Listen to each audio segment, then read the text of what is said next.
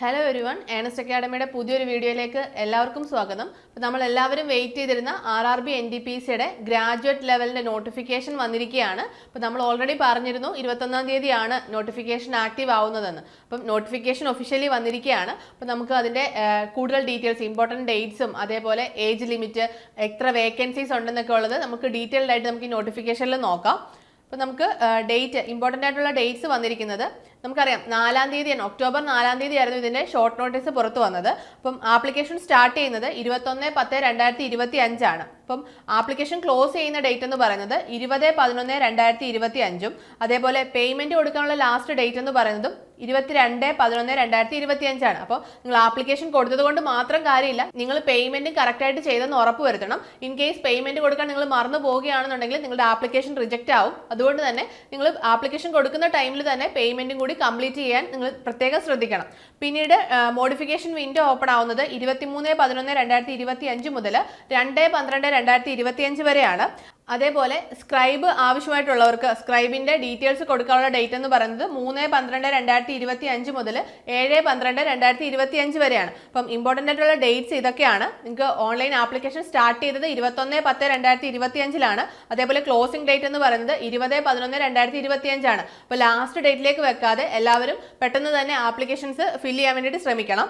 പിന്നീട് ഇതിൽ മെയിനായിട്ട് വരുന്നത് നമുക്കറിയാം ഇതിൽ ഏതൊക്കെ പോസ്റ്റുകളാണ്. ഡിഗ്രി ലെവൽ നോട്ടിഫിക്കേഷൻ ആണ്. അപ്പം ഡിഗ്രി ക്വാളിഫിക്കേഷനുള്ള എല്ലാവർക്കും അപ്ലൈ ചെയ്യാൻ പറ്റുന്ന പോസ്റ്റുകളാണ് ഇതിലുള്ളത്. അപ്പം മെയിനായിട്ട് വരുന്ന പോസ്റ്റുകളാണ് 6 പോസ്റ്റുകളാണ് മെയിനായിട്ട് ഇതിലുള്ളത്. അപ്പം നമുക്ക് അത് ഏതൊക്കെയാണെന്ന് നോക്കാം. Chief commercial cum ticket supervisor ആണ് ആദ്യത്തെ പോസ്റ്റ് എന്ന് പറയുന്നത്. അത് ലെവൽ 6 പോസ്റ്റ് ആണ്. 35,400 രൂപയാണ് ഇതിന്റെ ഇനീഷ്യൽ പേ ആയിട്ട് വരുന്നത്. മെഡിക്കൽ സ്റ്റാൻഡേർഡ് വരുന്നത് B2 ആണ്.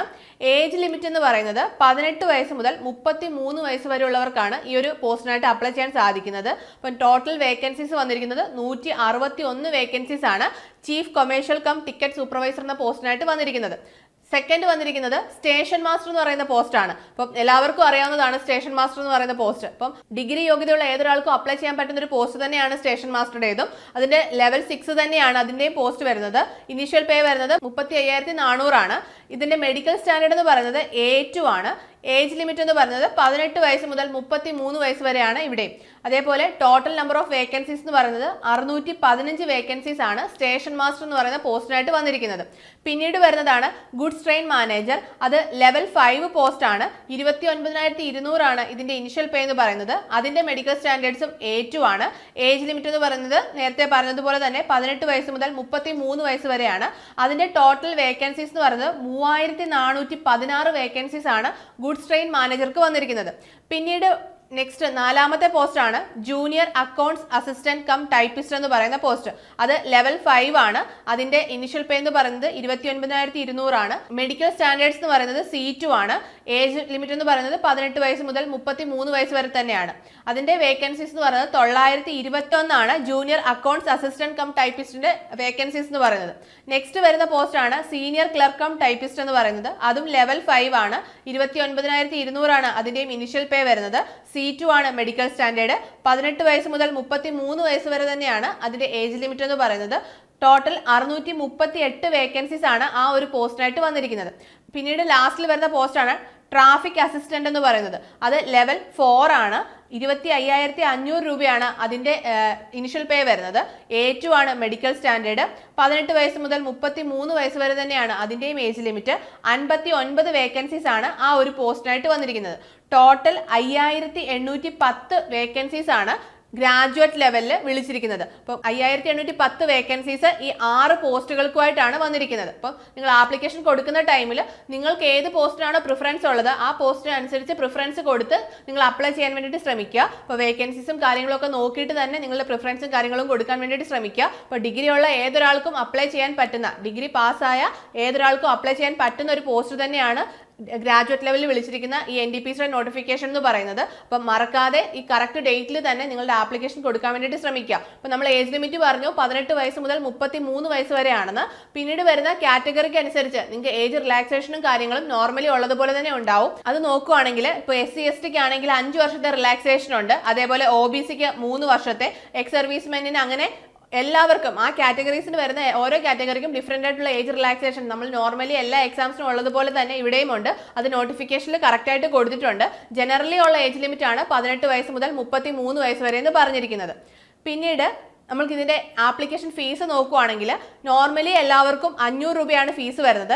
വുമൺ, അതേപോലെ SC ST, ex servicemen, PWD തുടങ്ങിയവർക്ക് 250 രൂപയാണ് ഇതിന്റെ ഫീസായിട്ട് വരുന്നത്. നമ്മൾ കൊടുക്കുന്ന ഫീസ് നമ്മൾ എക്സാം അറ്റൻഡ് ചെയ്ത് കഴിയുമ്പോൾ നമുക്ക് റീഫണ്ട് ചെയ്യുന്നതാണ്. അപ്പം എക്സാം ഫീസ് ഉണ്ടെന്ന് കരുതിയിട്ട് നിങ്ങൾ ആരും ഇത് അപ്ലൈ ചെയ്യാതിരിക്കരുത്. അപ്പം നമ്മൾ ഫീസ് അടച്ച് നമ്മൾ ഇത് അപ്ലൈ ചെയ്താലും നമുക്കിത് നമ്മൾ വൺസ് ഇതിന്റെ എക്സാം എഴുതി കഴിയുമ്പോൾ നമുക്കിത് റീഫണ്ട് ആവുന്നതാണ്. പിന്നീട് നമ്മൾ ഇതിന്റെ എക്സാം പാറ്റേൺ നോക്കുവാണെങ്കിൽ നമുക്കറിയാം ഇതിന് CBT 1, CBT 2 അങ്ങനെ 2 ഘട്ടങ്ങളുണ്ട്. അതിൽ CBT 1 നമുക്ക് ആദ്യം വരുന്ന എക്സാം CBT 1 ആണ്. നമ്മൾ CBT 1 ക്ലിയർ ചെയ്തെങ്കിൽ മാത്രമേ നമുക്ക് CBT 2 പോകാൻ സാധിക്കുകയുള്ളൂ. അപ്പോൾ CBT 1 വരുന്ന എക്സാം പാറ്റേൺ എന്ന് പറയുന്നത് ജനറൽ അവയർനെസിന്റെ 40 ക്വസ്റ്റ്യൻസ് ഉണ്ടായിരിക്കും, മാത്സിന്റെ 30 ക്വസ്റ്റ്യൻസ് ഉണ്ടായിരിക്കും, general intelligence and reasoning 30 questions ഉണ്ടായിരിക്കും. അങ്ങനെ ടോട്ടൽ 100 മാർക്കിന്റെ 100 ക്വസ്റ്റ്യൻസ് ഉണ്ടാവും.